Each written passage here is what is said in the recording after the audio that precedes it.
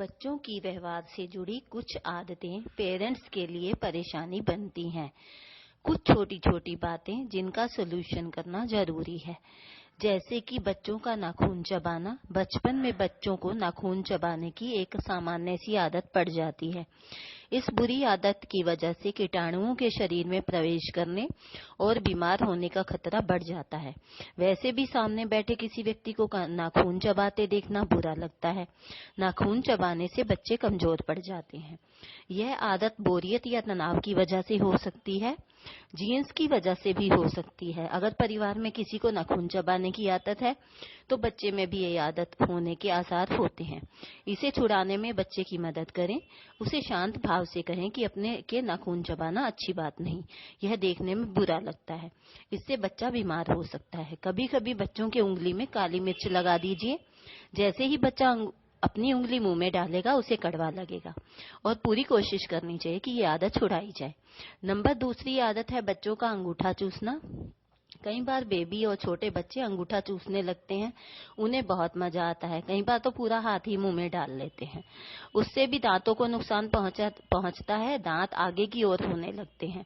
अंगूठे और उंगली में इन्फेक्शन भी हो जाता है और बच्चा बीमार भी रहने लगता है। कई दूसरे बच्चे इस बच्चे का मजाक भी उड़ा सकते हैं। यह भी बच्चे का तनाव दूर करने का एक प्रयास ही होता है।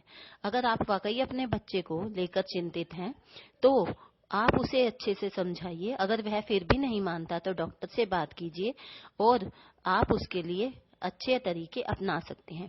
तीसरी आदत है बच्चों का चीखना चिल्लाना। कुछ बच्चे बात बात पर चीखते चिल्लाते हैं। उनका बात करने का लहजा ही इस तरह का हो जाता है। हो सकता है उन्हें पता ही ना चलता हो ये कितना बुरा लगता है। बच्चा जब भी झल्लाकर बात करे, चीख चिल्लाकर बात करे, तो उससे जानबूझकर अनसुनी कीजिए और उसे बताइए कि जब तुम झल्लाकर या चीख चिल्लाकर बात करोगे हम तुम्हारी बात नहीं सुनेंगे। कभी उसको ये करके दिखाइए कि जब मैं तेरे साथ चीख चिल्ला के बात करता हूँ तो कैसा लगता है। चौथी बात है झूठ बोलना। कई बच्चे झूठ बोलने लग जाते हैं और पेरेंट्स का चिंतित होना स्वाभाविक है। यह कोई वाकई गंभीर और मुश्किल में डालने वाला व्यवहार है, क्योंकि ये भी बात ध्यान रखें कि इस उम्र में बच्चे कल्पनाशील होते हैं और जो उनके मन में आता है वो कहानियां गढ़ने लगते हैं। ऐसा झूठ किसी खास मकसद से नहीं बोला जाता। झूठ बोलने का एक अन्य कारण सजा भी हो सकती है, बोरियत से बचना हो सकता है, अपने आप को बचाना हो सकता है। तो इसलिए इस समस्या से निपटने के लिए भी पेरेंट्स को स्वयं रोल मॉडल बनना होगा।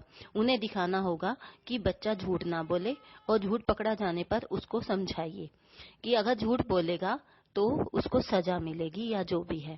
इस तरह से आप बच्चे को संवार सकते हैं। आप मेरे चैनल को सब्सक्राइब कीजिए। धन्यवाद।